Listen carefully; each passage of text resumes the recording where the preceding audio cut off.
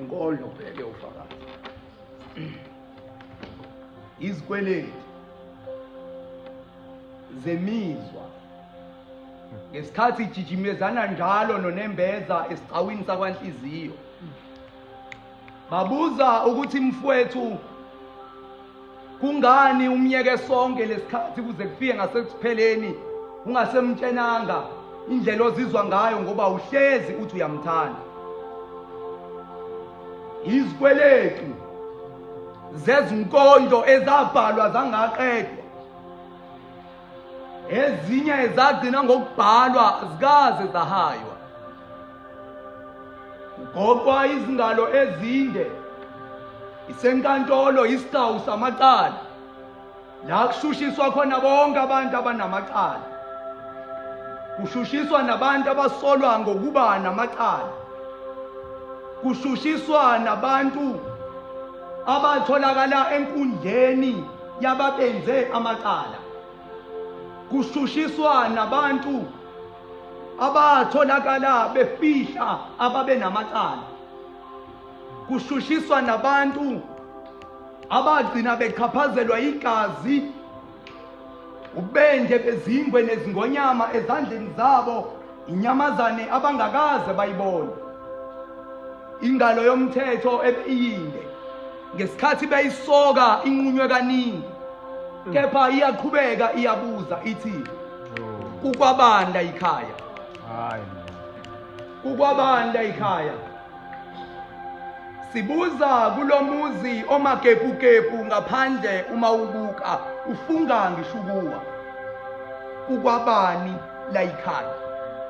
Uma ungena ngaphakathi kunolwembu olungajwayelekile, udu olucebile, kukhona amabhungane, amabhungezi, upotiyane konke kuthule akubambi umsindo.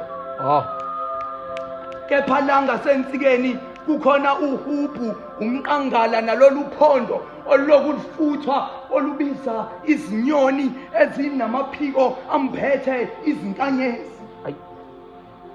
Uma zingena kubane zifufa hanhle kwehla ubisi langaphansi kwazo oluthi melingakuthela ekhanda okanye ezandleni uyoba into enkulu emhlabeni.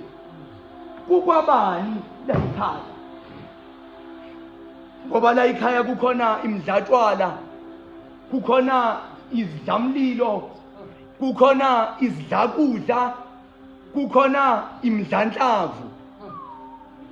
Kukwabanda ikhaya.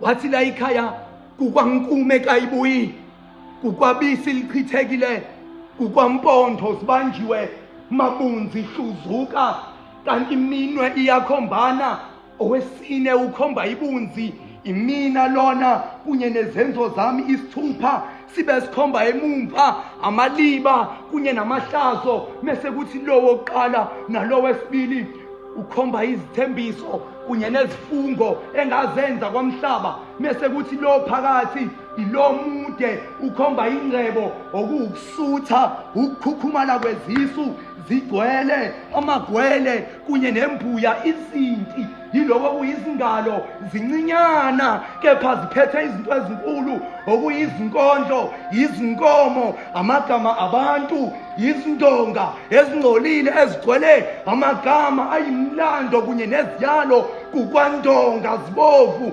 zigcwele igazi enamakhosi. Kukwabanda ikhaya. La ikhaya kube kwakhonjwa, sakhonjwa izinkinga, sakhonjwa ukufa, sakhonjwa indlala, sakhonjwa intupheko, sakhonjwa kona konke okubi, saze sakhonjwa indumbane ukuba sikhombe inyathuko eyebantwini abakwazi ukukhomba izinto ezingabonwa ngamehlo enyama. Kuthiwa kuke kwakhonjwa isigodlo, kwazamula abalozi, kwaviyoza izanusi, lakhomba isoba, elinye lakhomba amathambo, elinye likhombe ngasemnyango, elinye lakhomba ngasemsamu.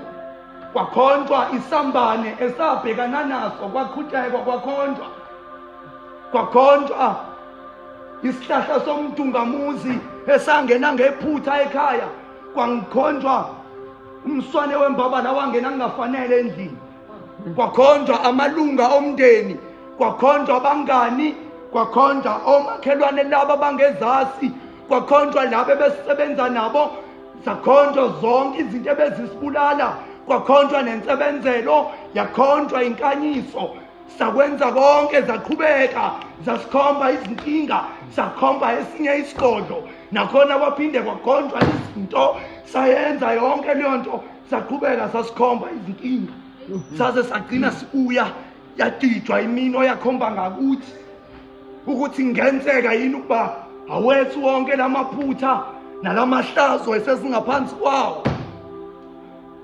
Kanti la ikhaya kukwabani?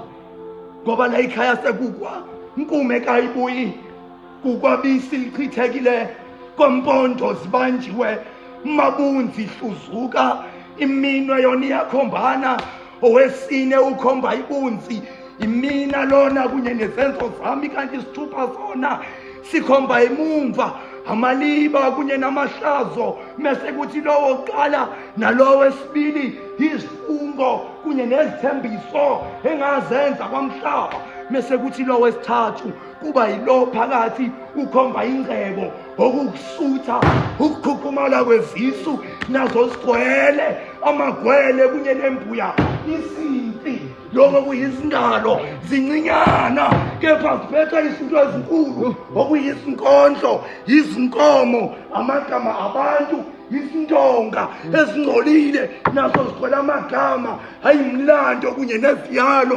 kukwendonga zigcwele igazi elamakhosi. Kukwabani ekhaya? Inkondlo kuphela.